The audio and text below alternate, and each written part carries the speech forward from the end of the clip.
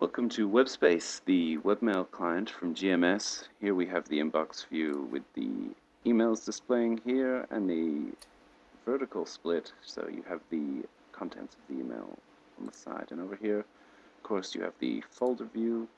You can add folders by clicking on that button. And now across the top of your view, you're going to see all the different actions you can take with your email. That's replying, forwarding. You see the message details if you want to have a more granular understanding of the email.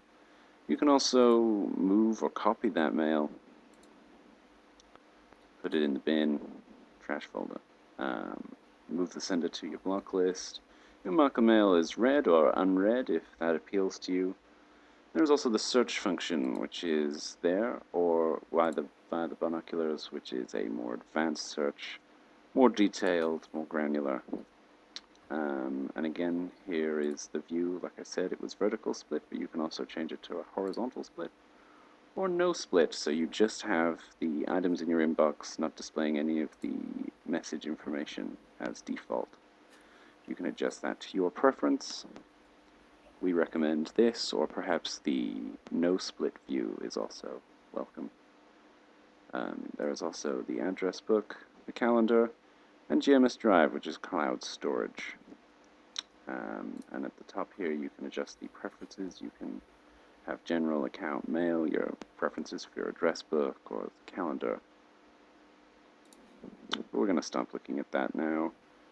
And I'm going to show you how to reply to an email. So highlight this message here, click the reply button. It's going to open up this new window where you can CC or BCC contacts. You can attach a file. You can change the layout, adjust the font, add hyperlinks, all of that stuff. Normal kind of thing you would expect to find in email. Settings you can play around with at your leisure. Then you can save the message as a draft, although if you close the message it will ask you automatically if you want to save it. Now this is a new message. Again, it brings up a new window and all the same stuff. So we're going to just go ahead and close that and start looking at the address book. Just so you have a normal address book, you have your block list, quarantine list, system, local addresses. Pretty much up to you how you fill these address books. But here's a contact that already exists. We can edit that, so you can change the first name, last name, whatever, or we can add a new contact by clicking New Contact, and this is just a test. It's not a real name.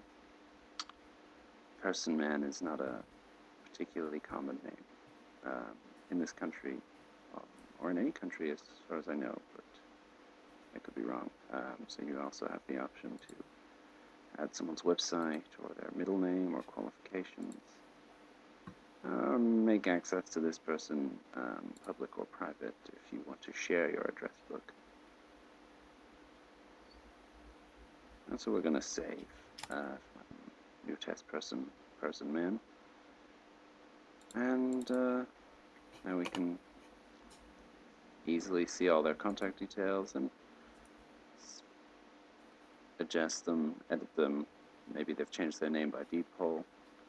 I mean, I don't blame them. New person man is it's not something you want to saddle yourself with your whole life.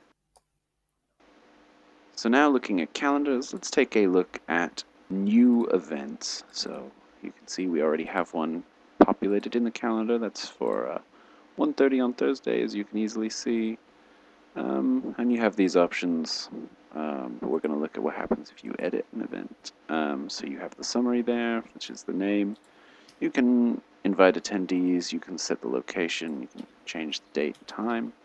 And here in the Details tab, you can set what type of event it is. Is it a meeting? Is it an appointment? Do you want to show as free or busy or unavailable? How do you want to be notified by Webspace that this meeting is starting? Do you want to have an alarm, etc.? Once again, these are the options you have: move, delete, etc. But let's go ahead and show you what it's like to create a new event from scratch.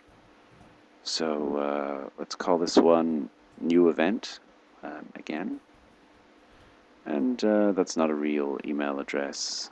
We don't really have someone named me working for us, but let's pretend we do, and it's going to be a Skype. And you can send that if it was a real email, but let's just go ahead and save that. And so it's happening at 4 on Wednesday, but maybe it's been bumped. Maybe me's unavailable until Thursday, so we can quite easily just drag that and drop that into the right time. And now if we switch to the day view, you see it's quite a busy afternoon you have ahead of you, and again, that's reflected in the agenda for your day. See what events you've got on.